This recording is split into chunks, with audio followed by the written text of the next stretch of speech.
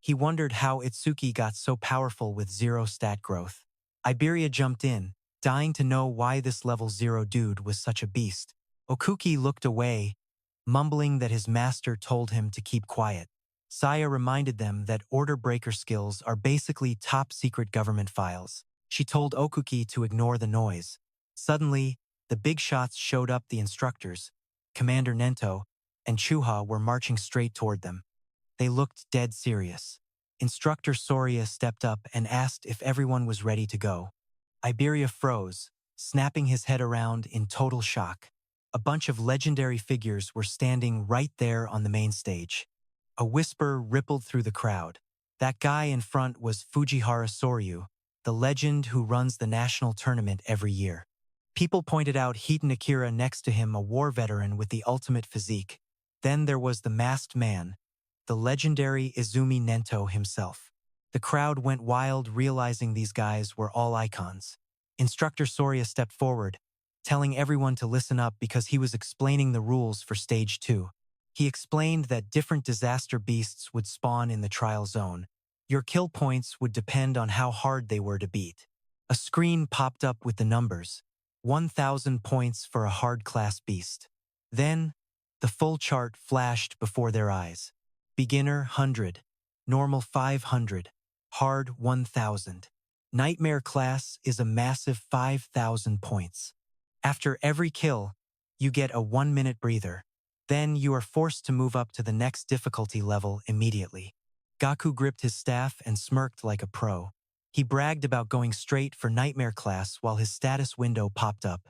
This was Gaku, a level 13 human elementalist with a grade 2 earth gift. The rest of his stats were hidden. Suddenly, Itsuki stepped up. In a low voice, he said he had a question. The other contestants started whispering and pointing at him. They made fun of him for being level 0. How did this loser even pass Stage 1? They laughed, saying he definitely got carried through. They joked that since Stage 2 was solo combat, he was probably shaking in his boots and looking for an exit. Soria looked down from the stage and told him to speak his mind. Itsuki looked up and calmly asked if Nightmare was the absolute ceiling. That question caught everyone off guard. Soria and Hiton both looked shocked, though Hiton seemed interested. Down in the crowd, the trash talk didn't stop. They said he was just acting tough. A level 0 against a Nightmare class beast? He would be dead in a heartbeat. Others laughed, saying he couldn't even handle a beginner beast. Some guy clicked his tongue, calling him trash who talks way too big. Soria explained that technically, there is no limit to how hard things can get. He told them they would understand after beating a Nightmare class beast. Itsuki's face went dark as he repeated those words. No upper limit. This was about to get interesting. Rikuru told Itsuki that thinking about that was pointless. Nightmare class needs at least level 10, and hard class is already a huge challenge. Soria kept explaining rules. He said preliminary points carry over to the main event. Basically, how they do today determines if they ever make it into the Salvation League. Hearing that these points counted for the main tournament got Rikuru super hyped. He was practically vibrating with energy. But Iberia got twitchy, knowing he had to use his secret weapon. Itsuki just watched. He remembered Tai Jin's record of 115,000 points. To beat that record, Itsuki knew he had to crush this opportunity right now. Finally, the order was given to start. The instructor shouted for everyone to enter the arena. His voice echoed through the dome. The second stage of the preliminaries had officially started. Itsuki stepped into the massive arena. He noticed the trial grounds looked pretty much like any other regular stage he had seen. Suddenly, glowing red eyes glared from the shadows. A second later, disaster beasts charged out as a system window flashed their stats. Beginner class disaster beasts. 10 mad dogs of calamity at level 1. Taking them all down would net him 100 points. Itsuki squared up, excited to finally get his hands on some disaster beasts. Suddenly, a blue notification light flashed all around him. Black Wall was active. He dashed forward, knowing these low-level scrubs wouldn't help his stats. He needed to end this fight in a heartbeat. Back in the control room, Soria checked the monitors.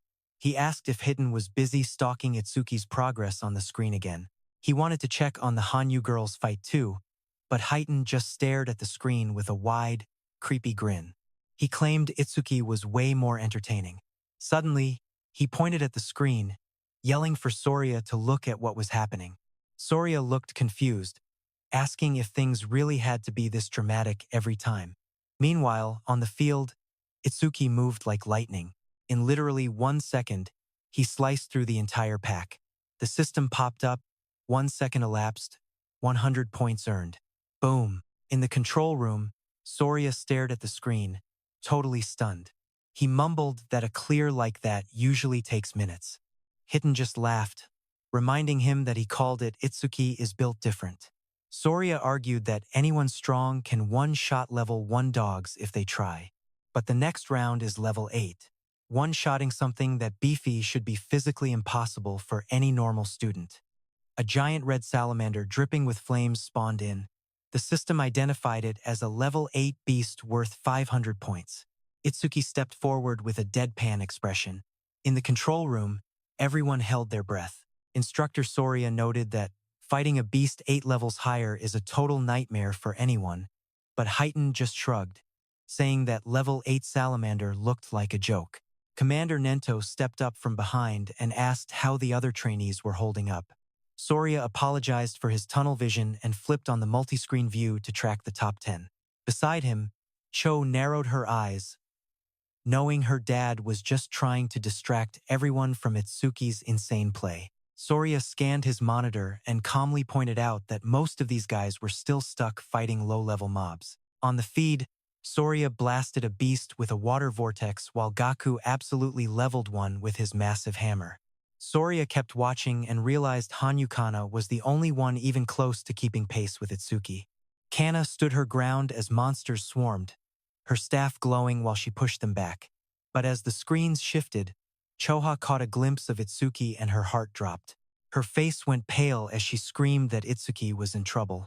Right then, a massive fire blast from the salamander completely swallowed him whole on the battlefield. The inferno roared as the beast let loose. Back in the control room, Instructor Soria was losing his mind. He worried Itsuki had burned through his stamina and couldn't dodge. He yelled that taking a hit like that is suicide and called for medics, but Heighten blocked him with a single arm. He just told Soria to shut up and watch for a second longer. Given the speed Itsuki showed before, dodging a blast like that should have been child's play. As the smoke cleared on the battlefield, Itsuki emerged encased in pitch-black ice armor. A system notification pinged, confirming Black Wall was active. A split second later, he charged straight ahead. Blue fire flared as he swung his arm, sending 2 glowing arcs of pure power slicing right through the beast. The monster's massive frame shuddered as a clean slice appeared across its scales, splitting it wide open. Itsuki just stood there, smoke curling off his shoulders.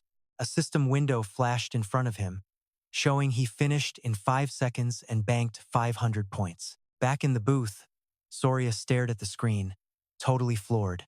He yelled out, wondering how Itsuki didn't have a scratch on him and if that ice armor was full body.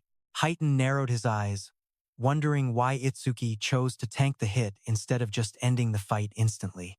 Another ping. He just blocked a C-rank fire skill with Black Wall, and his defense stat jumped by 10%. Itsuki glanced at the alert, thinking he had to milk every opportunity to boost his stats to the max. A blue screen flickered next to him, updating his stats. His defense was now 484. Then, his full status window popped open. It read, Tenma Itsuki, Human, Level 0 Fixed, Job, Order Breaker, Gift, Nirvana, Rank, Nirvana, Special Grade, Skills, Over Mimesis, Z Rank, Thunderbreaker Level 1, Black Wall Level 2, Lotus Burst Level 1, Clear Orb Level 1, Magic Detection Level 1, and Shikigami Eater Level 1, Attack 310, Agility 341, Thunderbreaker Boost 10%. Total, 1395 points. Then a countdown appeared, 58 seconds of break time left. There was a skip button.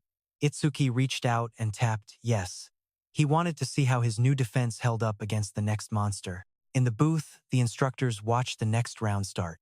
Hyten asked Soria if this level was going to test a rookie's speed and combat IQ. Soria nodded. Out on the field, the next threat spawned a glowing blue monster known as an Aleki rhino. Soria explained that the rhino charges electricity in its horn, prepping to blast someone with a double physical lightning strike. A status window confirmed it was a hard-class level 10 Aleki rhino, worth 1,000 kill points. Soria warned that tanking this hit head-on was risky.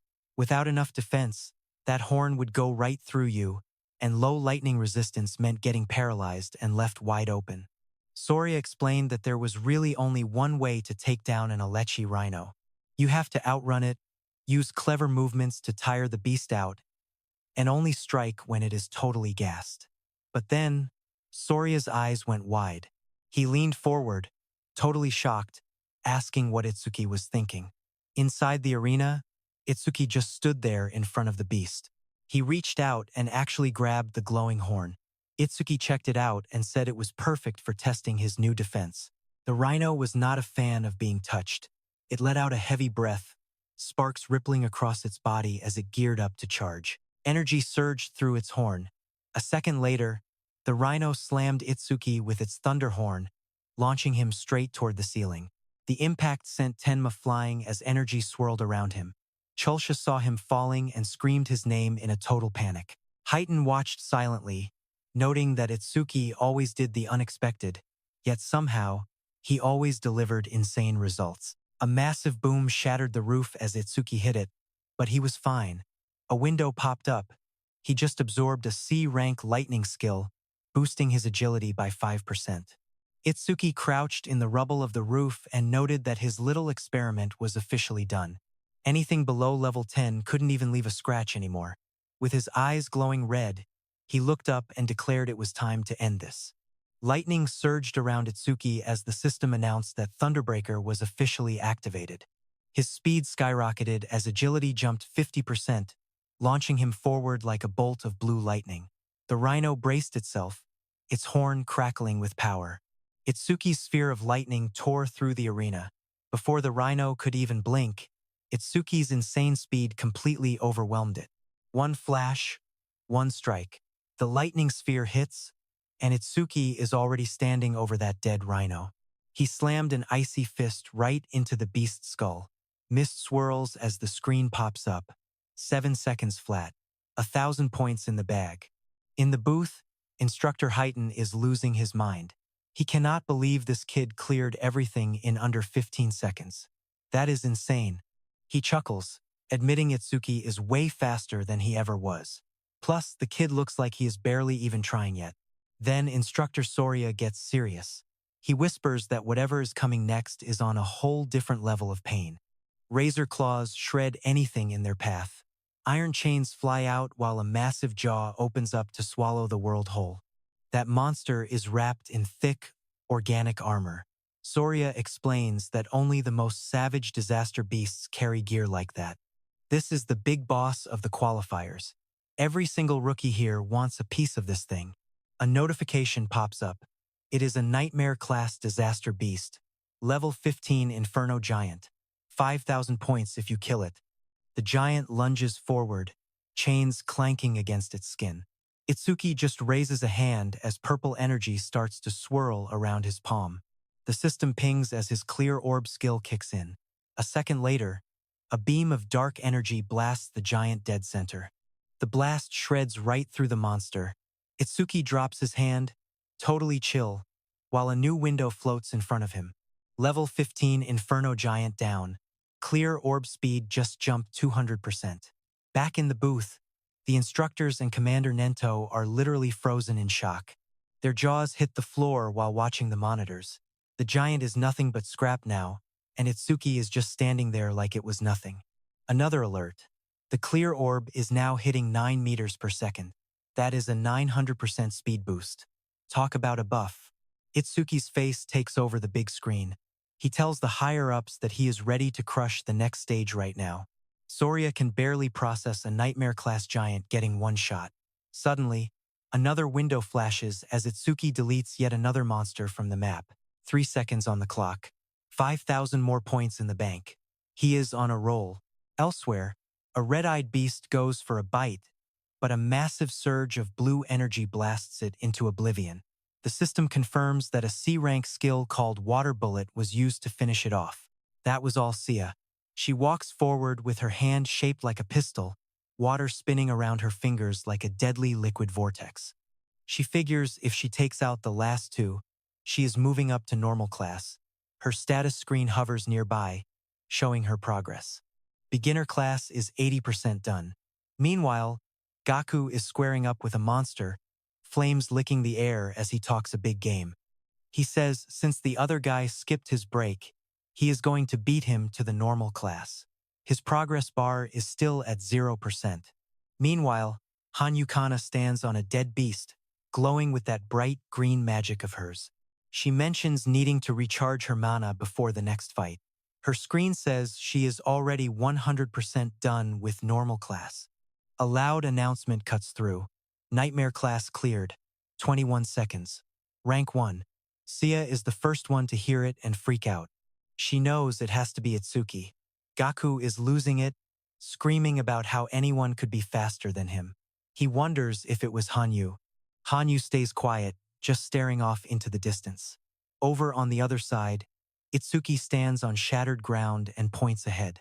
He tells the proctors to hurry up and move things along. Back in the booth, Soria is just staring at the screen, totally stunned.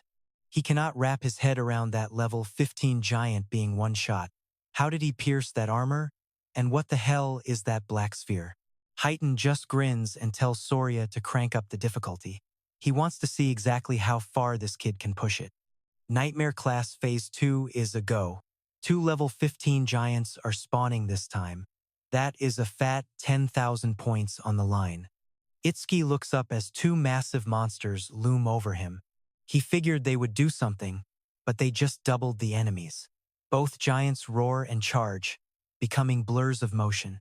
Itsuki just watches them, totally bored. He lifts his hand and figures he should delete one of them while they are still busy screaming. Purple energy coils around his arm as he gets ready.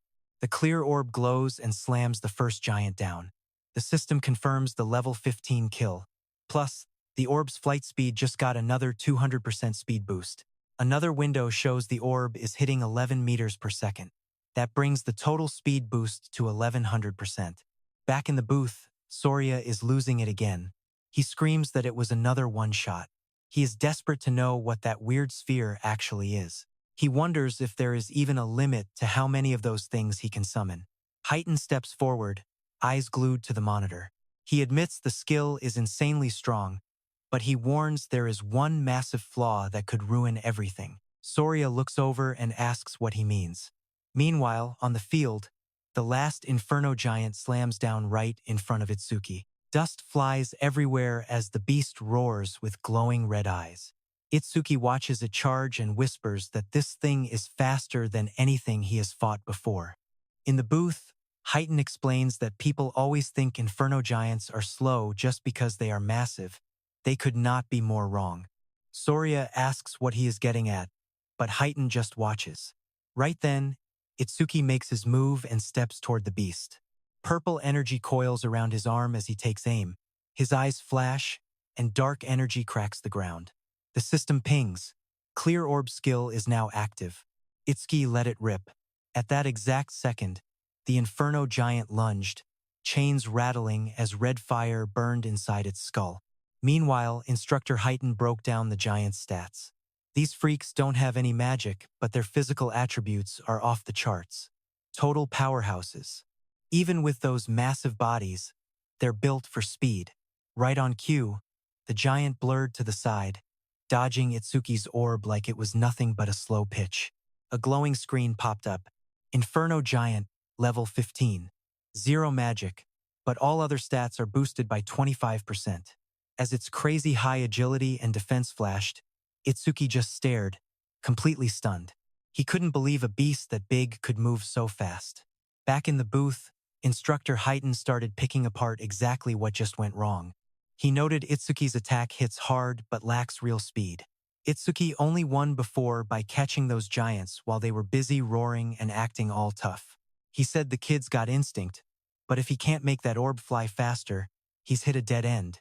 He won't make it any further.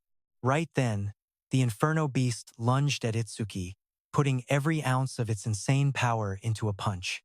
The giant's fist connected with insane power, sending Itsuki flying like a cannonball across the field. He slammed into the dirt with a massive explosion. Dust flew everywhere as shockwaves ripped through the cracked earth. Itsuki crawled out of the wreckage, looking surprisingly chill. He realized that at mid-range, he could actually see that monster's heavy hits coming and still dodge them. From the booth, Instructor Soria pointed out that Itsuki fired even though he knew he'd miss. That meant he was out of options, but Instructor Heighten wasn't buying it. If he's really cooked, why is he smiling? Lightning flickered across Itsuki's face as he grinned, blood dripping down his cheek. He had to admit the monster's speed was actually pretty decent. Then he decided to just get close and end things his way. Itsuki bolted, and a blue screen flickered to life right in front of him. Thunderbreaker activated. Lightning tore through the ground as an explosion rocked the field. He rocketed upward like a blue streak, trailing sparks and raw electricity. The giant tracked him as he ascended. It wound up a massive, swirling fist and swung with everything it had, aiming right for his head. The punch hit like a meteor, sending massive shockwaves across the field. In the control room, Choa gasped, covering her mouth as her eyes filled with pure terror. Instructor Soria stared at the feed, his voice shaky. He yelled that this attack was way beyond anything those rhinos could do. If Itsuki took that hit, he was finished. He shouted to call the rescue team now, but Commander Nento told him to hold his horses. Soria couldn't believe his ears. Meanwhile, Instructor Heighten kept his eyes on the screen and spoke with total chill. He said the beast has raw power, but power is useless if you can't hit your target. The monster lifted its metal fist, but there was zero blood. The giant stared at the empty crater, chains clinking as its red eyes glowed. It looked around, totally confused about where Itsuki went. Then a voice called out from behind, telling the beast he was right here. The monster spun around, jaw dropping in total shock. Its eyes widened as it realized Itsuki had slipped behind it without making a sound. Before the beast could even blink, Itsuki's orb ripped straight through its thick neck. Purple energy sprayed everywhere. High up, Itsuki hovered as lightning and a violet aura swirled around his body. He looked down at the dying beast with fierce, ice-cold focus. The Inferno giant went down hard, its massive frame hitting the dirt. Chains shattered and its body shook before finally going completely still. Notifications popped up everywhere. Inferno giant, level 15, confirmed defeated. Clear orb flight speed boosted by 200%. Itsuki landed softly in the smoke, his eyes glowing as he checked out the dead giant. More screens flashed. Clear orb flight speed has increased by a massive 1300%. Another message appeared. Time used 12 seconds. 10,000 points earned. Everyone in the control room was watching in total silence. Chua cheered, shouting that Itsuki actually pulled it off. Instructor Soria joked that he had never seen her this hyped before. Immediately, Chua turned a deep shade of red. She stammered that she was just worried about everyone staying safe. If the next generation of heroes dies out, humanity is basically doomed. Think of the families. She just wanted everyone to live. Plus, she insisted that Itsuki's win over that giant wasn't even cool. Like, at all. She said she would react that way for anyone, so nobody should get any weird ideas. Soria and Nento just stared at her in silence. Soria mumbled that Chua had definitely found her voice since the last time they hung out. Soria turned to Heighten and asked how on earth he knew Itsuki was going to dodge that. Heighten explained that Itsuki's normal speed is okay, but once he pumps electricity through his body, his agility hits a whole new level of insane. When he's moving like that, those giants can't touch him. Soria nodded, noting Itsuki took down 2 giants. But man, there were some seriously close calls in there. He had enough points to lock in first place, so most people would just quit. But Itsuki is aiming for the top. He wants to beat the strongest hero alive. Itsuki raised his hand, ready for more. He shouted that he wasn't going to stop for even a single second. A screen flashed in the air. Nightmare Class Phase 3. 3 Level 15 Inferno Giants. 15,000 points on the line. Suddenly, 3 massive beasts appeared, their chains rattling as they surrounded him on all sides. Itsuki fired his clear orb. A purple beam rocketed toward the first giant's head, taking it out in one shot. Back in the booth, Heighten smirked. He said he knew all along the kid wouldn't walk away from a fight. Suddenly, Soria turned and asked Heighten if he had also made it all the way to Phase 4 on his very first try. Heighten just replied that he'd only been there once. Instructor Soria noted that even Heighten, with his tanky build, only hit Phase 3. They glued their eyes back to the screen, dying to see how far this Itsuki kid could actually push it. Out there, another massive giant charged, but Itsuki bolted forward like a bolt of blue lightning from his feet. The beast tried to snatch him up, but Itsuki pulled a disappearing act and popped up right behind it. He used Thunderbreaker to crank his speed, get on the monster's tail, and close the gap. It worked like a charm. He fired the orb, and the system flashed. Second kill in the bag. Another level 15 Inferno Giant bites the dust, and his orb speed jumps 200%. A second alert hits orb speed is now 17 meters per second. That is a 1700% speed boost. After wrecking the second one, Itsuki hovered there, gasping for air. No time to chill, though, because the third monster was already breathing down his neck, lurking right behind him in the smoke. It unhinged its massive jaw, showing off rows of glowing red, blade-like teeth before swallowing Itsuki in one single gulp. Its eyes bled with bloodlust as the sound of snapping bones filled the air. The monster stood tall, thinking the fight was over, but Itsuki was still kicking inside that thing. His eyes glowed red with pure rage. Flames licked his arms as he screamed that he was going to rip this thing apart from the inside. A system alert popped up. Lotus Burst was now firing at 100% output. A massive blast of fire exploded inside the giant's throat.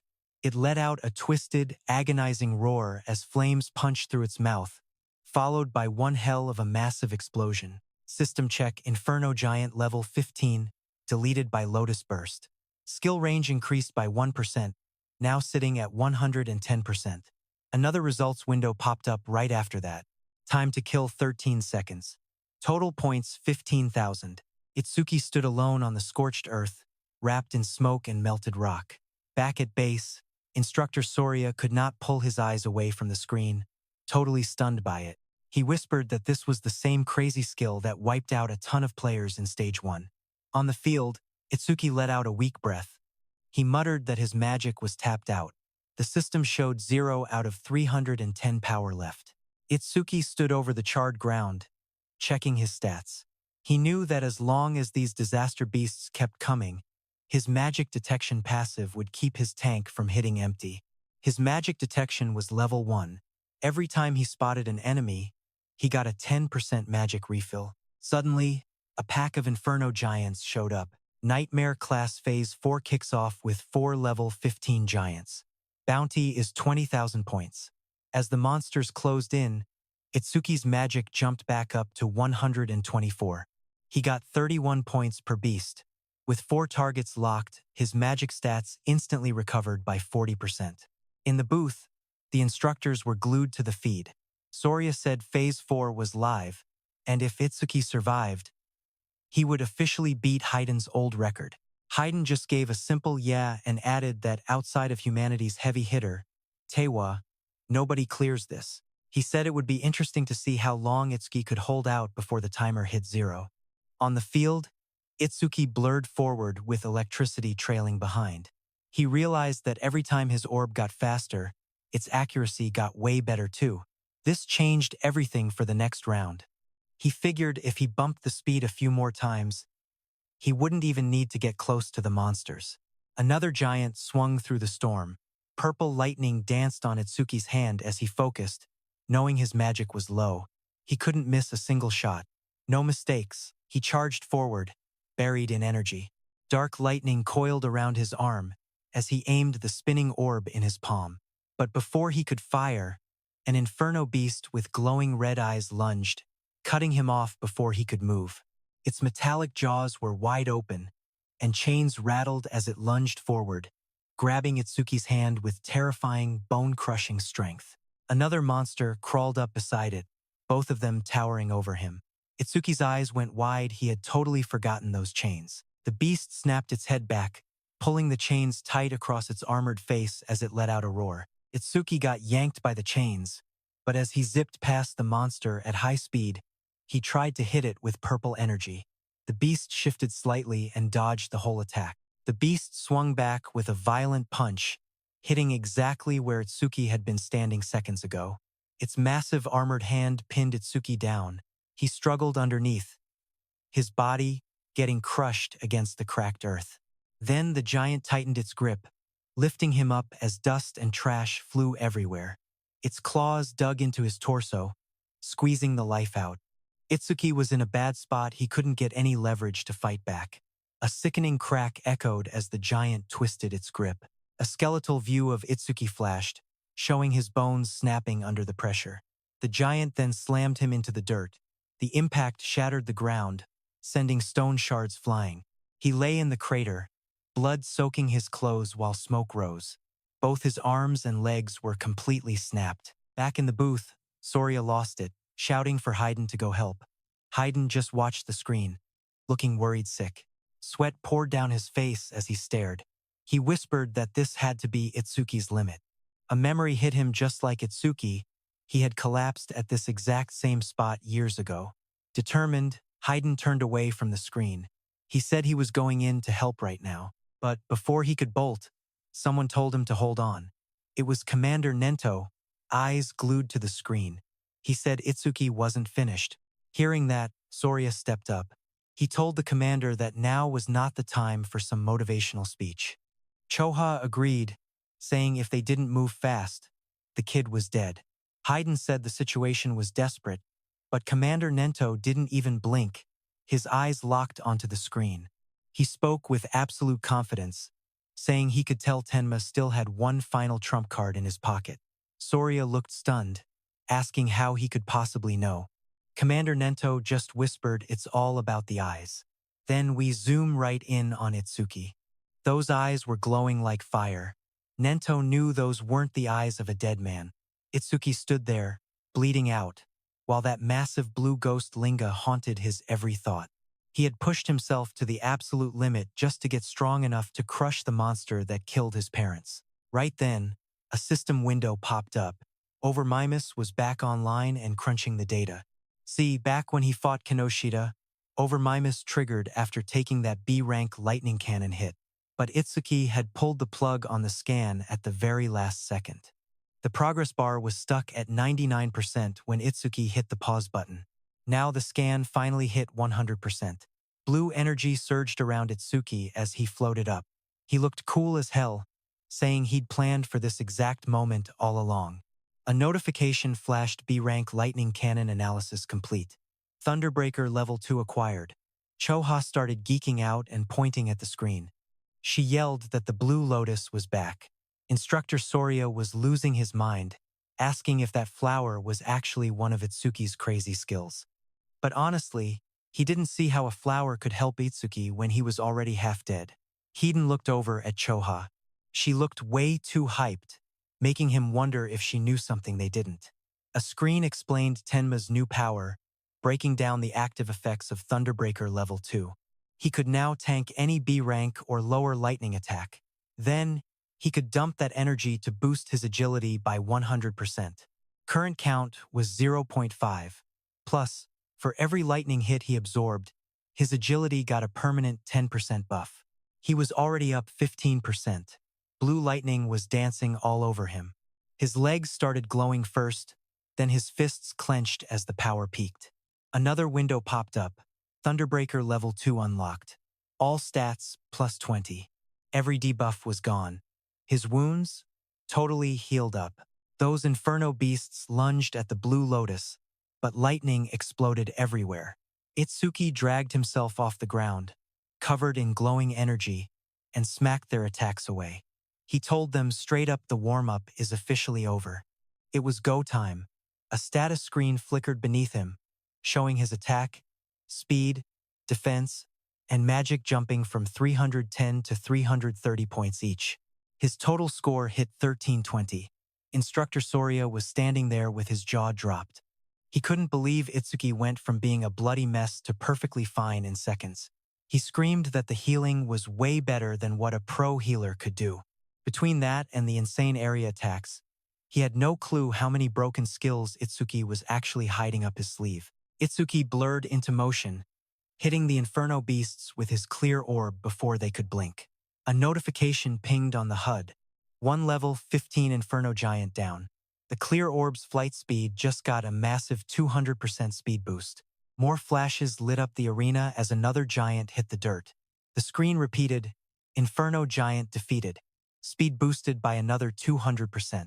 As the last beast died, a massive pop-up appeared over the arena. Nightmare Class Phase 4 cleared. No sweat. Time taken? 31 seconds. Points earned? 20,000. Itsuki looked like a total boss as 2 more giants collapsed behind him. He yelled that he wasn't going to lose today, no matter how many monsters they threw at him. Then another giant got sniped by his purple beam. The system message popped up again. Another level 15 giant dead. Another 200% boost. Then another ping. The clear orb speed was now 27 meters per second. That's a 2,700% increase. Itsuki deleted another monster. Phase 5 of the Nightmare class popped up. He cleared it in 57 seconds and banked 25,000 points. Then another clear orb beam punched a hole straight through the back of a giant. A second later, that orb ripped through another Inferno beast, splitting it from head to toe while chains exploded around it. The system chimed in Nightmare Class Phase 6 was officially in the bag. He did it in 1 minute 34 seconds, racking up 30,000 more points. Back in the control room, the staff and Commander Nento were speechless. Soria's eyes were nearly popping out of his head. The camera cut back to the field, and it was a total graveyard. Inferno beast corpses were stacked high like a twisted mountain. Soria whispered, asking if this was hell. Itsuki was just sitting there on a pile of bodies, chains on his arms, while giant claws loomed over him. Soria's voice was shaking. He wondered who the real monster was, Itsuki or the giants. Honestly, he was starting to lose track. Itsuki looked up, huffing and puffing with blood all over his gear. He stared at the camera and asked when the next round starts. He complained that no more giants were coming out. Soria just stared at the screen, totally stunned. He said this was impossible and he never saw this coming. Sweat was pouring down his face as he watched the carnage. He slowly reached out and slammed the big red button on the control panel. His voice was heavy as he keyed the mic. He told Itsuki the test was over. The announcement echoed across the arena. Soria told him that every single Inferno giant they had in storage was already dead. Looking at the mountain of monster corpses, Soria told Itsuki he'd literally cleared the whole house. Hearing that, Itsuki finally dropped the chains. He was totally exhausted, beat up, and covered in scratches. He asked if he really finished them all. He reminded Soria that the instructor said this difficulty level had no cap. He stood up shaky, trying to count how many bodies he'd dropped. He wondered how many points he'd actually scored. He figured if he hit the limit, then the gap between him and Tuajin was finally closing. Striding forward, he saw he hit his other goal that clear orb's flight speed was way up. Not a bad haul, honestly. A glowing panel popped up right then to show the results. It showed 11 level 15 Inferno giants defeated, and that orb's flight speed jumped 1100%. A new alert showed the orb hitting 38 meters per second faster than a car. But just as he started to exit the training area, bright blue energy began swirling right behind him. Itsuki froze, staring straight ahead as light surged around him. A sharp glow flashed in his eyes as he turned his head, his face looking totally tense and alert. But once he saw it, he let out a breath, realizing there was zero threat. He muttered that he'd mistaken it for another enemy because it had totally slipped his mind. A massive, glowing crystal had formed right behind Itsuki. He checked out the floating blue crystal, knowing that since he couldn't level up, any experience from those monsters turned straight into karma stones. The massive rock just hung there, swirling with light. Back in the control room, the instructors were tripping.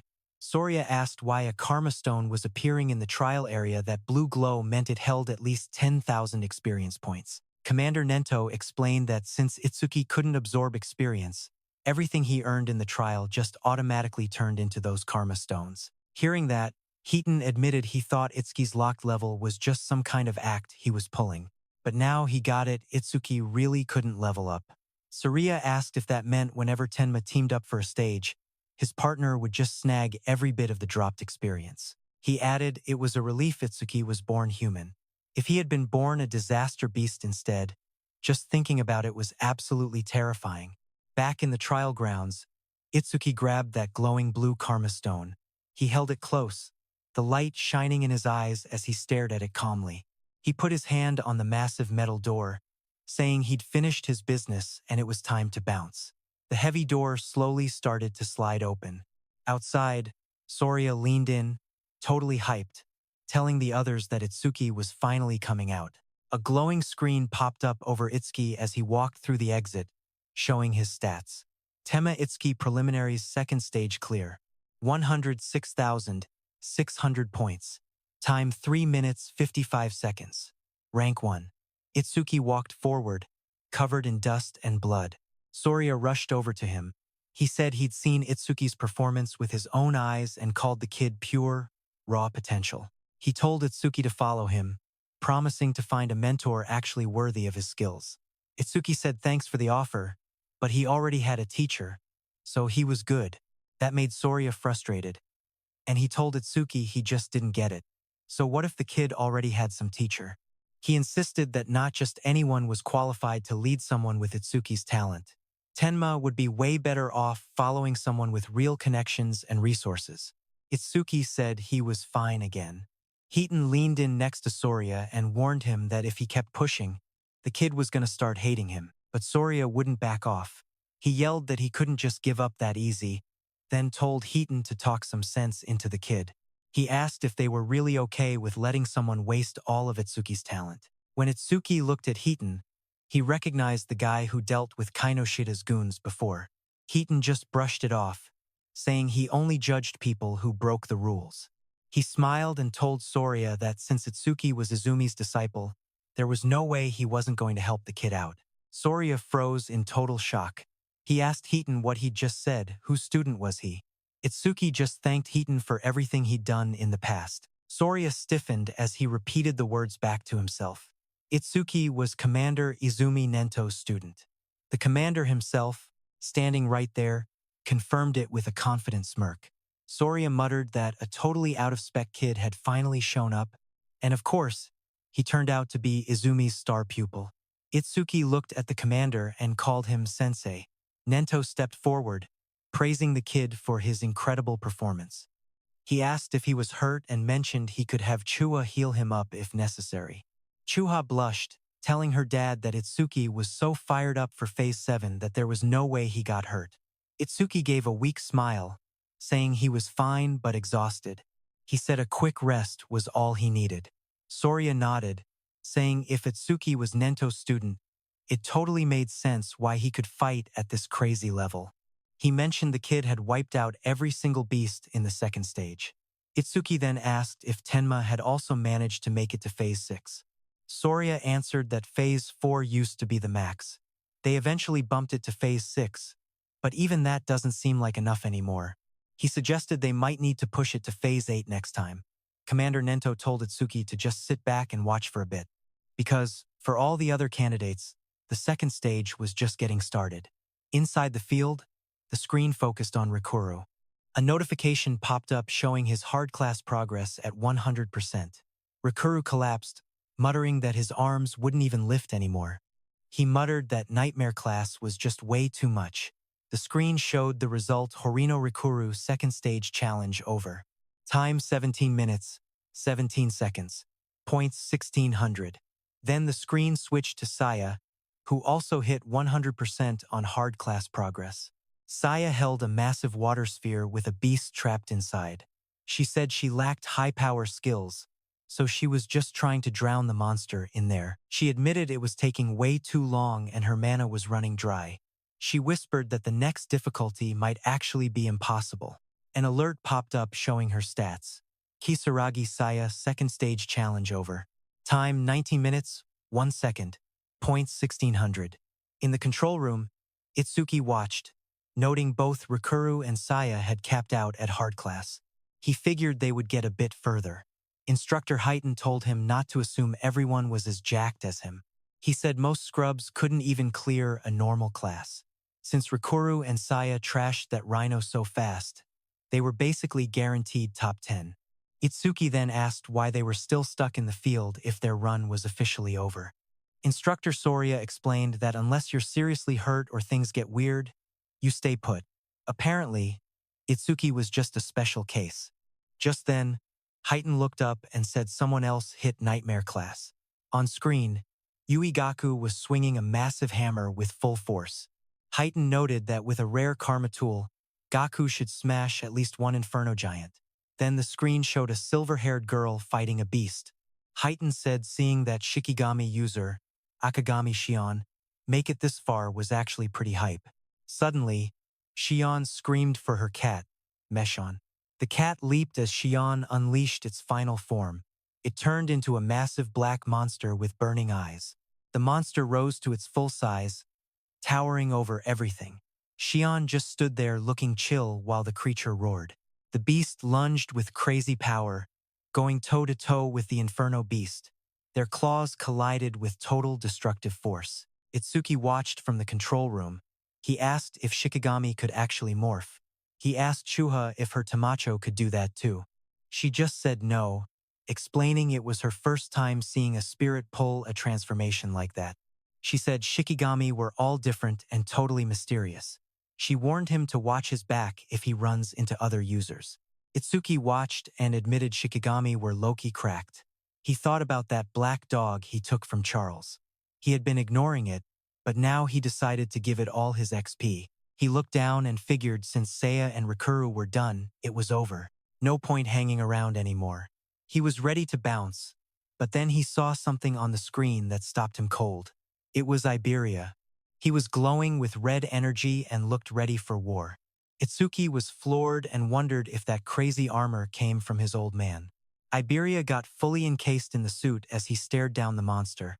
It was the ultimate epic tool his dad had ever forged. He morphed into a full armored knight with red scales and glowing eyes. The screen showed the stats. Dragon Gear. Epic tier. It boosted attack and speed by 100. Plus, every minute he wore it, those stats jumped up another 20. It maxed out at 15 minutes. Iberia knew the gear had its own brain and picked its master. It took a lot of grind to get. He sprinted at the Inferno Beast, knowing his attack and speed were climbing by 20 points every single minute. But if he wore it past 15 minutes, the penalty would be brutal. He had to finish fast. His current buff was 120. Iberia blurred forward. He heard the Nightmare Class was cleared and knew deep down it was probably Itsuki who did it. He told himself to go hard so he wouldn't look like a scrub next to Itsuki. He charged, yelling that they were the Double E duo. Itsuki watched from the room and casually noted the armor looked fire on him. Minutes later, Soria announced the second stage was done. From the booth, Instructor Soria laid out the facts. Only the top 10-point earners would move on to the national main event. He added that the top 2 would get sick rewards in the finals. Gaku was chilling on the ground, smirking. He knew nobody beat his score. He laughed, thinking those special rewards were already his.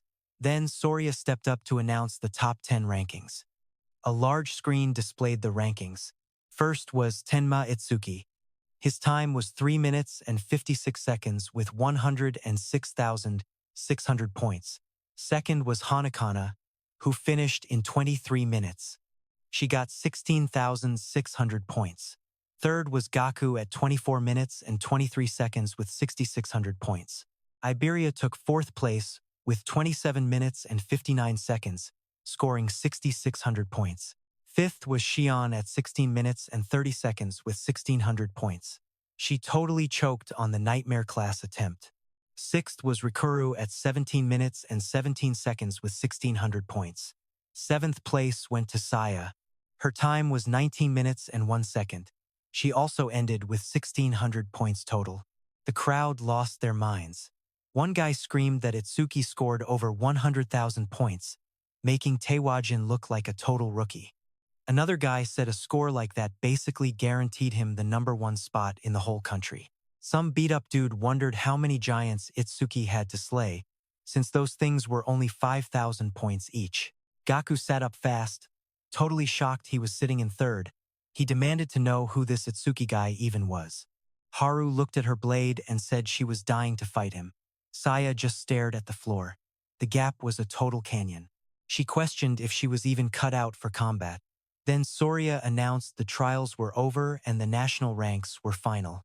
He revealed Itsuki was #1 nationwide, leading second place by a massive 65,000 points. Chua watched her dad. She couldn't see his face, but she felt his pride. Nento said humanity's new dawn was growing brighter. On the field, Iberia was gassed. He muttered that 100,000 points was nuts, but for Itsuki, taking first was expected. He added that he had finally done enough to honor the double E name, lying wiped out next to that defeated giant machine. Itsuki walked over and told him he crushed it, saying Iberia totally surprised him. Iberia just gave a weak smile, still dizzy from that karma tool. The instructors and Commander Nento stood on the platforms, watching everything. Instructor Soria announced the 21st Salvation League National Tournament preliminaries were finally over. Down below, Itsuki carried Iberia on his back and started walking forward. Now we are in the South Continent, District 1. A sunny city square sits perfectly arranged with fancy buildings, pools, and statues. In the middle, an old guy with long white hair and a beard sat silently with his eyes shut, while armored soldiers bitched nearby. One soldier grumbled about getting dragged out at dawn just to watch some old man meditate. His buddy told him to shut his mouth. He explained that the old guy was Balgar, the South Continent Commander-in-Chief, a prophet who could see the future. This man was Balgar, and he sat perfectly still. One soldier asked why, if Balgar really saw the future, they only got warnings after the barrier was already up. He argued that if Balgar had real foresight, he would pinpoint the stellar impact sites way ahead of time. Another soldier just spoke up calmly. He said it was true that Elder Balgar only saw a tiny sliver of the future. Regardless, he explained that Balgar was still on the same level as Commander Nento. He said the only reason Balgar was called a pillar of humanity was because his prophecies were right 10% of the time. Suddenly, Elder Balgar lurched forward, shouting in total shock. His attendants rushed over to him, completely panicking. Balgar's voice shook as he tried to talk. The attendants asked if he was okay, but he pushed himself up with urgency. He yelled that the North Continent was in danger. His eyes went wide with terror. He cried out that a massive disaster beast assault was about to hit the North Continent. He warned that some of these disaster beasts were over level 100. Later that night, the leaves rustled as we saw Itsuki standing under the trees. Blue system windows popped up while he looked ahead calmly. He noted that his total stats had finally climbed over 1,500. The system display showed his info. Tenma Itsuki, human, fixed at level 0. His job title, Order Breaker. His Nirvana gift was a special grade Nirvana. Then, his skills started listing out one by one. Over Mimesis, Thunderbreaker level 2, Blackwall level 2, Lotus Burst level 1, Clear Orb level 2, Magic Detection level 1, and Shikigami Eater level 1. Another window showed his status. Attack 330, Agility 380, Defense 462, and Magic 330, plus passive skill bonuses. His total stats hit 1,502. Itsuki knew that a normal level up usually only gave 50 stat points. Looking at the window, Itsuki realized that 1,500 total stats was the same as being level 30 for a normal awakened person. Plus, Itsuki's agility and defense could grow infinitely through passive effects. He remembered how his agility and defense just jumped by 10%. Even his magic recovered infinitely thanks to magic detection. But there was still no clear way for him to boost his actual attack power. He stared at his hand, wondering if there was any way to fix that. Suddenly, a voice from behind yelled that the food was ready. Itsuki turned his head toward the sound. He looked calm. Rikuru and Saya were standing right there. Rikuru waved a spatula and said he had cooked up all of Itsuki's favorite foods. Saya stood there smiling gently.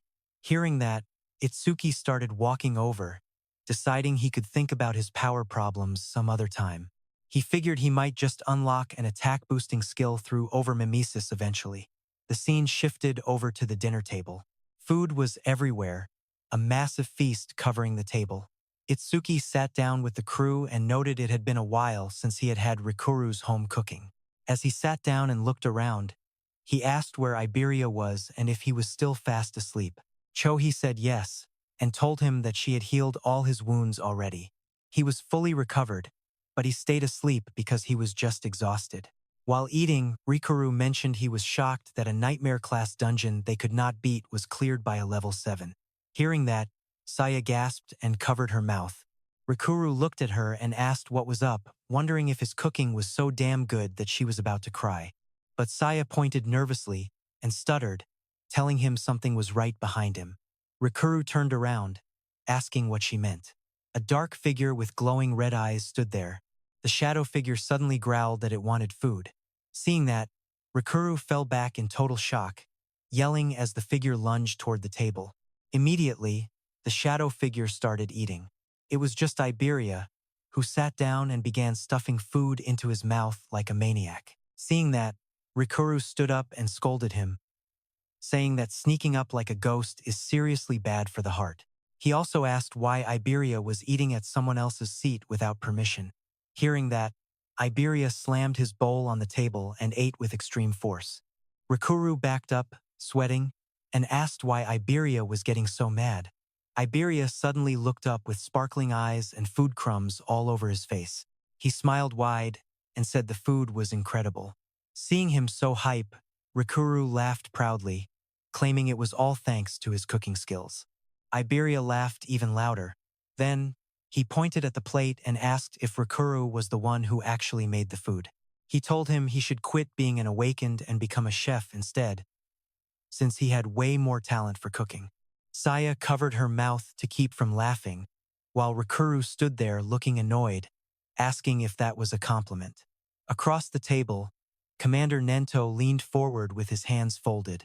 He said since they all wanted to be saviors, he had one question. Everyone looked at Commander Nento as he asked what they feared most in this world. Everything went quiet. Roku thought for a second and said that maybe their biggest nightmares were just the total opposite of their brightest dreams. He talked about his dream to be a savior, stacking cash and eating 5-star meals while traveling the world while young. Then, he tried to flip the script. He pictured himself as a frail old man with a cane. He said that aging would definitely be the dark version of that dream. Getting old means losing energy to see the world, and your taste buds might even quit on you. Not being able to taste flavors? That thought straight up gives him the creeps. He literally shivered just thinking about it. Commander Nento turned to Saya. She looked down, mentioning she was born into a family of doctors and basically grew up inside a hospital. She had seen people suffering from nasty illnesses since she was a kid. A memory hit her nurses rushing a patient on a stretcher right past her. On that stretcher was a sick old man, his face covered in dark spots. His voice was a weak rasp as he looked right at Sia. Sia had been frozen in place, paralyzed by fear. That one moment became a deep, haunting trauma that stayed with her forever. She admitted even a tiny cold or fever terrifies her now. Hearing that, Itsuki realized why she bolted the other day when he let out a tiny sneeze. He remembered Sia jumping back like she saw a ghost every single time Itsuki let out a loud sneeze around her. Commander Nento cut in, saying an awakened person lives twice as long as normal humans. Plus, those with power almost never get sick. He told her she could finally quit worrying about her biggest fear. Then he looked at Iberia, who blinked, asking if he was the next victim. Iberia admitted his biggest fear used to be failing the prelims. But things had changed. Now, he was scared of something totally different. He grinned and said his new fear was not being able to fight beside Itsuki. He excitedly asked Itsuki what kept him up at night. Itsuki looked confused, wondering why he was in the hot seat. The others were curious too. Saya asked if Itsuki even had anything he was afraid of. Iberia told him to spill it, since nobody is fearless. They tried to guess what it was, but they had no clue. Finally, Itsuki opened up. He said after his parents died, He felt lost. The anxiety was overwhelming. Iberia just stared at him, totally shocked, and whispered his name. A dark memory surfaced. Itsuki curled up alone, feeling helpless, angry, and starving. It was a cold, lonely place to be. All those bad vibes had totally consumed him. He remembered the exact moment things shifted. He was crying in the dark, tears streaming down, until Saya and Rikuru appeared out of nowhere. Rikuru's voice was so soft as he asked why he was crying all alone in a place like that. Saya told him the sky was too beautiful to keep his head down. Young Saya leaned in, asking if he was sick and needed a doctor. Rikuru smiled wide and held out a lunchbox, saying they should eat something good to blow those worries away. Itsuki looked up through his tears. He said their warmth pulled him out of the darkness. Since then, he had met Sensei, Choha, and even Iberia. His world was getting bigger. Itsuki looked around the table and told them they were more than just teammates. They were his crew. No, they were family. It felt like his family was finally growing. He smiled, saying this sense of security was something he had missed for a long time. He wished it lasted forever. Itsuki kept talking while the group listened intently. He confessed that his absolute biggest fear was being forced to live all alone again. Saya, Rikuru, and Iberia watched him quietly as he shared his thoughts. Choha looked at him with nothing but kindness in her eyes. She noticed Itsuki felt peaceful now, a total vibe shift from the unsettled energy she had felt before. Suddenly, Iberia lunged at him. He yelled Itsuki's name and hugged him tight, screaming that he would never leave his side, not even for a single step. Itsuki stumbled back, totally surprised, trying to explain that Iberia was taking things way too literally. Commander Nento said he only asked to make sure they wouldn't regret their path once things got dangerous. Regret is the worst thing ever. He told them a savior's ultimate goal is to reach the finish line without any second thoughts or regrets. Everyone stood up straight and promised to lock those words in their hearts. Commander Nento gave a nod and stood up as well. He told them to finish their food and get some sleep. Rikuru and Sia had to be back in North District 6 by tomorrow. The next morning, it was time to say goodbye. Iberia waved like a maniac, shouting for Rikuru to cook for them again real soon. Rikuru yelled back that he would, as long as Iberia stayed out of trouble. Their voices echoed as they walked off, promising a rematch at the tournament. Itsuki watched Iberia wipe his tears.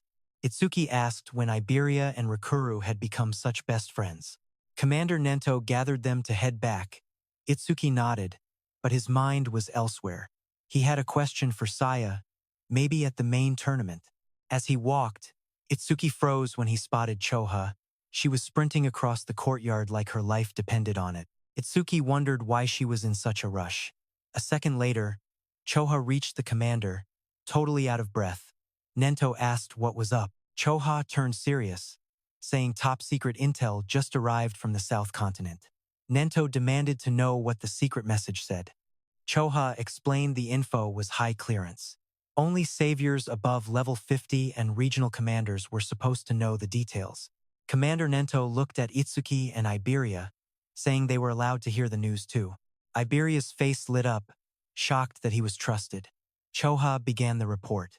A new prophecy had arrived from Elder Balgar down south. According to him, a massive disaster beast raid is going to hit the North Continent within the next 3 days. Itsuki asked if Balgar's prophecies were actually legit. Iberia confirmed it. Balgar was the top prophet in the world. His visions were basically spoilers for the future. Choa begged her old man to pack up and get out of the North Continent as soon as possible. But Commander Nento wasn't buying it. He knew these disaster beasts were hitting for a reason. This time, the monsters were coming straight for him, the big boss of the North. The commander leaned back. If he was the target, staying put meant he was basically acting as prime bait. Choa wasn't having it. She argued that her dad had zero business staying in the North. Fighting wasn't even his thing, and if he was the marked man, sticking around was just a suicide mission. She told him to bolt for the Central Continent right now. Tenma backed her up, offering to stay behind and throw hands if they were short on muscle. But the commander shut them down with one hand. His mind was made up, and he warned them not to catch an attitude by arguing. He looked at Itsuki and said he had a special gig for him. Itsuki started whining, claiming nothing mattered more than keeping his sensei from getting wrecked. Nento laid it out. Aiden, Iberia's dad, was the top-tier crafter on the whole planet. They couldn't let some beast turn him into a snack. He ordered Itsuki to babysit Aiden with Iberia. He even promised some extra awakened backup. Iberia looked like he was having a rough time with that. He wondered why they were splitting the squad just for his old man. Then it clicked. Itsuki realized Sensei might be benching him to keep him away from the real heat. Chobia stayed chill in the corner until the commander called her name. He had 3 big favors to ask of her. First, she had to blast the news of the attack and get everyone under level 50 out of the North Continent safely. Next, she had to tell every level 50+ awakened fighter to lock in for war. Finally, she had to get Heighten over here immediately. Since North District 1 was basically a ghost town, they didn't have to worry about civilians getting smoked. Nento's eyes flared up. He was ready to scrap with those disaster beasts right then and there. Choa circled back, reporting that every single order had been handled. She mentioned Heighten was en route. Nento thanked her for the hustle and told her to take 5. Choa hesitated, looking at him with that please stay safe face. Dad saw her tripping. He asked if she was stressed about Itsuki, even though Aiden already had a heavy security detail with him. He said if that was the deal, then he would just have to crush the small fry and bait out the final boss himself. Choa looked down, definitely blushing a bit. She admitted her dad was way too sharp. He saw right through her. The commander kept talking. He said the prophecy predicted a level 100 beast was coming. In a fight that insane, everyone would be forced to show their secret moves just to survive. That's why he ditched Itsuki. Hearing that, Choa finally caught the vibe and nodded as it all started to make sense. If Itsuki went all out with his weird style, the secret would be out. Then the enemy would hunt him down like a dog. Nento said that was part of it, but there was more. Looking at Itsuki's record, the kid was definitely lacking that raw heavy hitter energy. Word on the street was Aiden had a legendary artifact to boost power. Sending Itsuki there was a play to get him geared up. If he scored that item, everything changed. Strength, mana, speed, he would become the ultimate awakened warrior with every stat maxed out. The prophecy kicked off fast. Day 1, 8 p.m., and the North Continent got hit like a freight train. Massive stone pillars started raining from the sky, slamming into the dirt and starting the monster raid. Over in District 2, the sky was pitch black as Itsuki and Iberia hauled tail through the wind. Itsuki asked how much further to the house. Iberia figured maybe another 100 kilometers. Itsuki squinted, knowing a beast could pop out any second. They had to reach the old man before things went south. Suddenly, Iberia screamed at Itsuki to look ahead. Itsuki slammed on the brakes and stared at the horizon. Iberia's voice was shaking. A flaming rock was falling from the sky. It was one of those stone monuments. Itsuki realized the party had already started, and that rock landed right in a crowded zone. They watched the burning pillar smash into the heart of the city. The impact triggered a massive light show in the sky. Itsuki looked grim. The warning had barely gone out minutes ago. People were still trying to run. If a beast spawned now, it would be a total bloodbath. Other warriors stared at the monument in pure shock. Chaos broke loose. Everyone screamed that people were gonna die and a disaster beast was already closing in. Someone recognized the disaster. It was exactly what Elder Vargar predicted. They cursed about how the event was way ahead of schedule. A glowing barrier started boxing in the impact zone. Iberia started losing his mind as he watched the walls go up. Itsuki was sweating internally. If they ditched the civilians, people died. But if they played hero, their main mission would be late. Itsuki took a quick look at Iberia. Iberia had been sprinting for miles without asking for a breather. He must have been terrified for his dad. If Itsuki suggested stopping to save people, Iberia would probably flip out. But before he could even speak, Iberia pointed and yelled for them to go help. The barrier trapped a monster inside, and he said they couldn't just walk away. The thing in there was at least level 20. Without high-level pros around, everyone would be toast. Itsuki's stress vanished. He nodded and told him the plan was officially changing. They were going to smoke that beast in the city first. Suddenly, The ground rumbled as the stone monument cracked wide open. Flames exploded as a massive monster crawled out. It was a flamethrower, level 21, covered in absolute fire. The fighters nearby sized up the situation. They had 3 level 15s and 1 level 16 on deck. It was going to be a total grind, but against a level 20 disaster beast, they figured they had a shot. A defender stepped out, popping his C-rank rock shield. Jagged stones shot up his arms as he braced for the incoming fire. He yelled at the squad to hold the line, swearing he'd tank every hit that monster threw. That flame golem roared and spit straight fire at him. Through the heat and sparks, the tank screamed for his teammates to find an opening and hit back hard. But the creature's power was next level. It struck with massive force, smashing the concrete and sending rubble flying all the way across the street. The defender got tossed like a rag doll into a wall. When the dust cleared, he was barely moving. His armor was totally wrecked, just completely shattered. His voice was shaking, he couldn't believe it.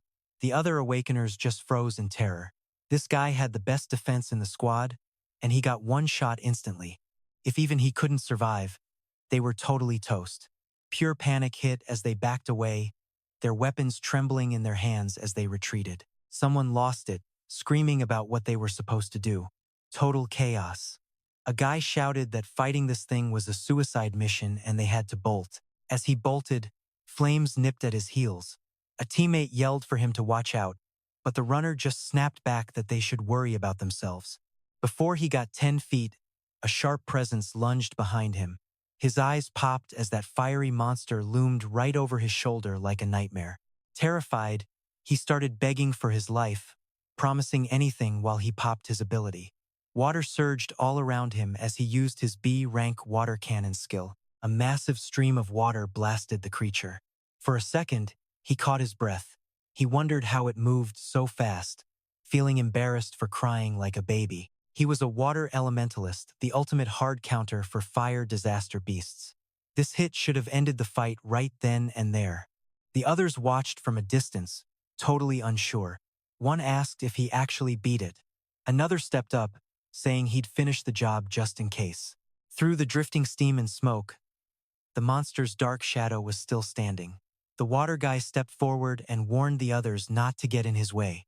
He claimed that since he soloed the disaster beast, he deserved the final kill. But before he could move, the charred body of the monster suddenly started to twitch. Flames licked across its cracked skin as it stood back up. The guy just froze in total shock. The beast was basically back from the dead. Its fire aura burned even hotter now. Someone screamed to kill it fast. A huge burst of flame shot from its mouth, lighting up the entire street. One of the fighters stared at the blinding heat, totally lost and terrified. He whispered, "What is this insane flame?" Another voice yelled that it was game over, but the flames just kept growing. Then boom, a massive shockwave of fire exploded, but someone spooky suddenly stepped in. Using his black ice wall skill, he threw up a barrier that completely blocked the monster's massive fire attack. While Itsuki held the line, Iberia turned to the group, looking totally chill. He told them to leave this beast to Double E in the black armor. Itsuki told Iberia to focus on the citizens and get them out of there. Iberia gave a quick roger as a blue screen popped up with new info. Itsuki's black wall defense just jumped 10% for tanking a B-rank fire skill with his black ice wall. The vibe shifted as Itsuki prepared to solo the disaster beast. The other Awakeners stared, shocked he blocked that massive flame so easily. One asked Iberia if they were some kind of saviors. Iberia said not yet, but he bragged that one day he'd be even stronger than Tawajin. The Awakeners were floored, saying he talked a big game for a kid. Iberia walked over, annoyed, asking why grown men needed a child's help. One of them immediately snapped back, claiming nobody asked for a hand and that he was going to win that fight anyway. Someone else wondered if a random Awakener could actually handle a disaster beast like that. All eyes shifted over to Itsuki. A man whispered, asking if that ice armor was some legendary artifact. Meanwhile, Itsuki narrowed his eyes, thinking back to what his sensei told him. He remembered his sensei warning him about the Black Sphere. The power was insane, but the cast time was long and it moved slow against fast monsters. Missing the first shot would just put enemies on guard, making it way harder to land a hit later on. His sensei told him to save the black sphere for when it really mattered. It was his ultimate trump card for the worst situations. The memory faded with his teacher's voice telling him to listen up and only use that sphere when the timing was perfect. Those words echoed. He should only drop his biggest attack when he was certain of the kill. Looking around the crowded area, he realized he couldn't use it here. Too many people around. Down in the streets, civilians were staring in total shock. Some wondered if this guy was an awakener who came to help. Others checked out his gear, guessing he must be a high-level awakener. High above, the fire beast roared and swung its massive rocky body. Covered in lightning, Itsuki shot forward, slamming into the creature's rocky surface. He decided that if skills were out, he'd use brute force instead. He threw a full power punch. Explosive thuds echoed through the buildings as he drove the monster back.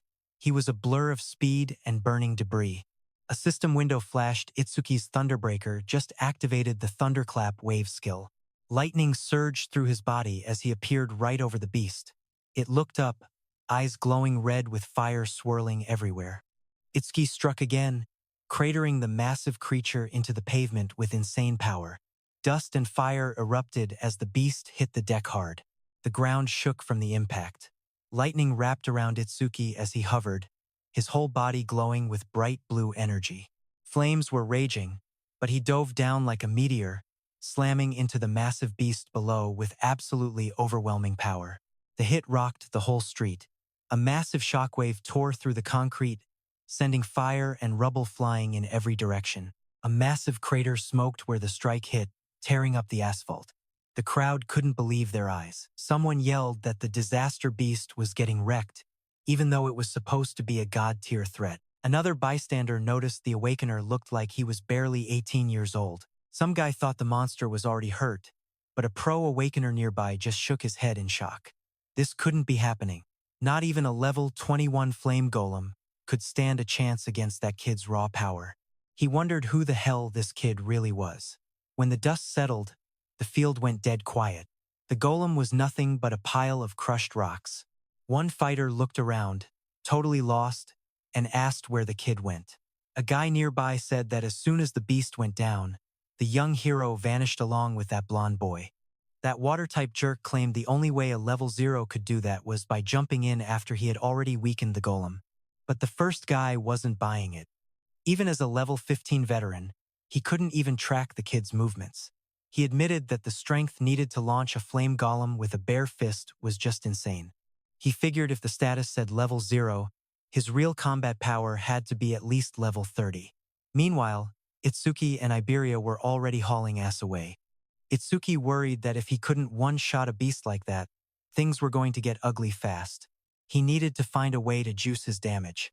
Right then, his system window popped up, showing his current stats to him. Attack 330.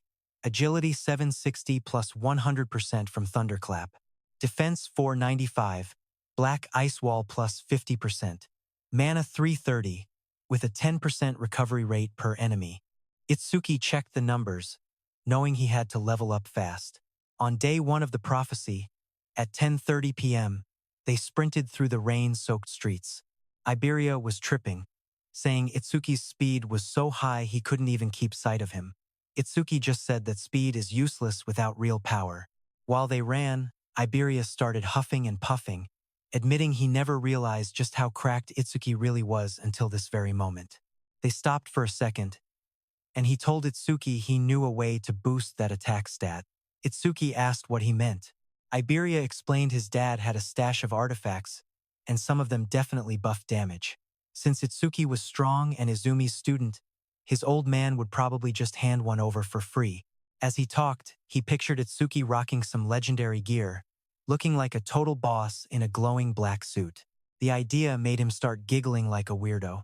Itsuki just stared, asking what was up with that creepy laugh and what he was daydreaming about. Iberia hyped himself up and told Itsuki to follow him.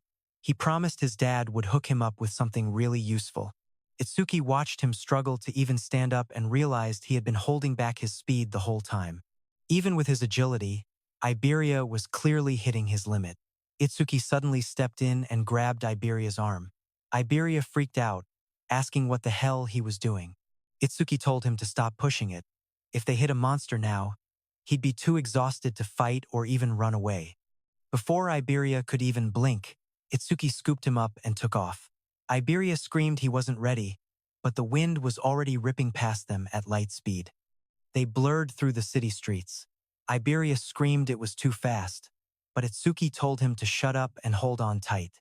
Later, at 11:05 p.m. on day 1, the moon shone over some old wooden houses hidden deep in the forest. A gust of wind hit as they landed. Iberia just collapsed, shaking. He wheezed that they finally made it, complaining that his arms felt like they were going to pop off. Itsuki wondered why his dad lived so far away. Iberia said his dad thought the town was too loud to focus on his work. Up ahead sat a lonely wooden house. Iberia said it looked like a dump, but the security was top-notch. His dad had rigged the whole place with deadly traps. Itsuki nodded, sensing some magical energy. A system window appeared as his detection kicked in. Iberia told him it was all good. If Itsuki just stayed close, he wouldn't set anything off. Itsuki kept quiet, knowing his own detection skills could handle any trap. Iberia walked ahead like a big shot and Itsuki told him to watch out. But Iberia just grinned, happy to finally be the leader. Suddenly, a small trap on the ground went click under his boot. Iberia froze instantly. Sweat started pouring as he realized he messed up big time. He yelled that he got too hyped and forgot the layout. Itsuki just stared at him, asking if this was actually his house. Iberia was paralyzed. He screamed that this was a disaster because he had just triggered the nastiest trap his dad had. Itsuki felt the magical energy around them spiking. A loud mechanical roar shook the trees as the very ground started to tremble. A massive metal construct rose from the dust, an iron golem with red eyes and a power core. A system window listed its stats: attack 500, defense 500, agility 300, magic 200. Itsuki couldn't believe the guy owned humanoid gear.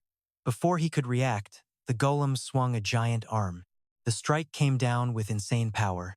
Instantly, Itsuki moved, shoving Iberia out of the way before he got crushed. As the golem's fist dropped, Itsuki met it with a full power punch of his own. Their fists collided, creating a shockwave that tore up the ground and sent junk flying. Itsuki slid back, stunned that a mere tool had more power than him. As he caught his breath, he realized there was one more problem. This golem was built specifically to protect Iberia's father. He couldn't just nuke it with his piercing sphere. Too messy. Itsuki yelled over to Iberia, asking how to shut this hunk of junk down. Iberia flipped out, screaming that the key was the glowing karmic stone stuck in its chest. Smash that stone, and the golem shuts down for good. The robot's eyes bled red as its chest core pulsed with a nasty green light. Iberia yelled that the stone was its battery, and pulling it would end the show. A system window popped up as Itsuki fired his thunder wave. Electricity danced over his skin, crackling across his shoulders. He grinned, thinking that knowing the weak spot made this boss fight way too easy. The golem had the muscle, but he had the hustle. He bolted, leaving a lightning trail as the titan smashed the ground. Rocks flew everywhere, but Itsuki dodged the hit, diving straight for that glowing green rock. The golem swung both massive arms to squash him, but Itsuki was a total blur of thunder. After images flickered across the field while lightning lit up the whole damn place. Bolt after bolt wrapped around Itsuki as he charged right for the golem's chest. The titan swung a massive arm down at him, but he ducked right under the attack, closing the gap in one fast burst. He reached out and snatched the glowing green karmic stone from the golem's chest. The second his hand touched it, the stone cracked and ripped right out of its socket. The iron golem's body froze solid. Its red eyes went dark, and its massive arms stopped mid-swing as all the power drained out of its frame. Itsuki backed off, holding the broken stone in his hand. Suddenly, a massive shadow loomed behind him, raising a sword. But Itsuki just calmly asked if they were finally done yet. Iberia rushed over, panicking and yelling for Josuke to stop. But before he could get there, the figure turned into a total blur. A brutal strike swung toward Itsuki, his eyes flashing red at the impact. But the blade stopped just inches from his chest. Itsuki stood there, stunned. He had no clue when the guy even moved. Josuke stood in front of him and lowered the heavy blade. He looked confused when he spotted Iberia behind the new guy. He muttered that he thought the intruder was just some lost bandit. Smoke rolled off the sword as Josuke introduced himself. Itsuki stepped forward, looking calm, even though he was totally confused. He wondered why he couldn't sense any magic until the attack. Josuke looked between Iberia and the stranger, asking who the hell this kid was. Then Itsuki looked down, shocked to see that the giant sword in Josuke's hand had vanished into thin air. Iberia jumped in, saying the stranger was his buddy, Itsuki Tenma. He bragged that Itsuki was level 0 but still a total beast. He said they were a duo now and needed a team name. Itsuki told him to shut up and asked where Iberia's old man was. Josuke told them his master was in the back and warned Iberia to be careful. Right then, an old man with a white beard stepped out from the back of the forge. Iberia knew that face, it was his dad. The old man walked forward, looking like he was having a really bad day. Even Josuke whispered that the boss was in a foul mood. Iberia ran up, waving his arms and shouting that he passed the qualifiers. The old man just stayed silent. Iberia kept bragging, explaining he ranked 4th in the region on nightmare difficulty and demanded his reward his choice of any artifact in the shop. But before he could finish, a sharp slap hit his cheek. Iberia's head snapped back, his eyes wide with total shock. He touched his face with shaking fingers and asked his father why he hit him. The old man glared, screaming for Iberia to hand over the dragon gear. He called him a thief. Iberia stumbled back, holding his face. He yelled that he just borrowed an epic item and said there was no reason to hit him. His dad pointed an angry finger. He warned that dragon gear causes permanent damage if you wear it too long. He added that if Iberia ever stole it again, he wouldn't be so easy on him next time. Fed up, Iberia bolted into the woods, screaming that he'd never use his dad's trash artifacts ever again. The dragon gear fell off his shoulder and hit the dirt. The old man turned to Itsuki and asked if he was Izumi's student. Itsuki nodded politely. He introduced himself as Itsuki Tenma and explained his sensei sent him to guard Mr. Aiden because of a prophecy about a massive calamity coming from the north. Mr. Aiden said he already knew. He looked Itsuki over, muttering that Izumi was a picky jerk who almost never took on students. He wondered why a master like that would pick such a plain-looking kid. Then he suddenly froze, his eyes popping out of his head. He asked if Itsuki's level was really fixed. Itsuki said yes as a glowing screen popped up, showing all his stats. Itsuki Tenma, human, level 0, fixed job, order breaker, gifts and skills, undisclosed. Itsuki just stood there, looking calm as can be. The blue display shined around him. Mr. Aiden squinted at him. Suspicious, he asked if Itsuki was using some fake karma artifact to mask his real stats. Itsuki calmly said no. Mr. Aiden looked again, and finally, the light bulb went off in his head. He muttered that now it made sense why Nento Izumi wanted that specific item, walking slowly with his hands behind his back. Mr. Aiden said Itsuki's master was a guy who only cared about profit. According to him, Commander Nento always wanted something in return. Itsuki was honest. He said his master only told him to guard Aiden and never mentioned anything about getting a reward. Mr. Aiden explained. Commander Nento had called him up. In exchange for letting his student play bodyguard, Aiden was supposed to give that student a very specific karma artifact. Itsuki's jaw dropped. Did his master really pull those strings just for him? Shaking it off, he acted cool, saying he was good either way. Artifact or not, he was going to keep Aiden safe. Aiden just laughed it off, saying he had way too much gear anyway, so giving one away was no big deal. But honestly, he was dying to know why Commander Nento wanted a total piece of junk like this one. Itsuki tilted his head, confused. Junk? Aiden explained that the crystal was supposed to be a masterpiece, built to crank an awakened warrior's power to the absolute breaking point. He held up a glowing golden rock as a screen popped up, showing off all the item stats. It was called the Unique Critical Crystal. It doubles damage on critical hits with a 99% chance. Truly legendary stuff. Basically, every hit is a crit. The gold stone blazed in Aiden's hand, looking epic, until the vibe shifted and something went totally wrong. A massive crack snapped across the surface. Aiden's eyes went wide as the crystal literally split in two with a loud crunch. The power warped instantly. The rank turned into a total mystery, and a broken effect appeared on the screen with the new stats. Broken critical crystal, rank unknown. Effect, damage is 10 times higher on crits, but the critical rate, 0%. It only goes up by 1% whenever you take down an enemy that is way stronger than you. The glitch? That crit rate resets to 0 every time you level up. Aiden showed Itsuki the busted rock and explained the catch. Because the crit rate resets with every level, it is basically garbage for anyone else. Imagine grinding for a high crit rate only to have it vanish the second you get stronger. That is why he was so baffled when Commander Nento specifically asked for this broken mess. But checking Itsuki's weird stats, it all clicked. Itsuki reached out and carefully took the shattered crystal into his own palm. Red cracks inside the gold stone started humming with a weird energy. Aiden smirked, admitting that Itsuki was definitely one of a kind.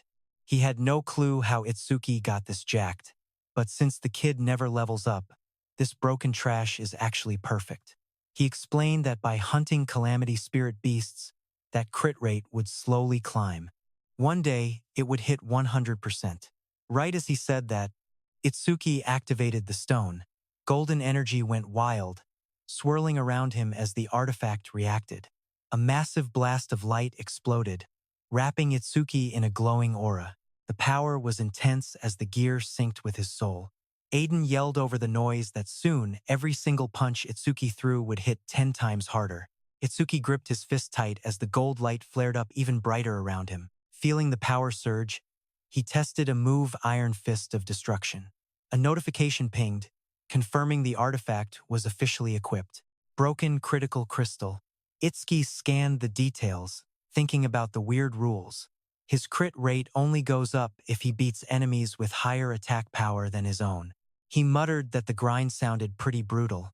Whatever, he would deal with that later. For now, he needed to focus on finishing this raid first.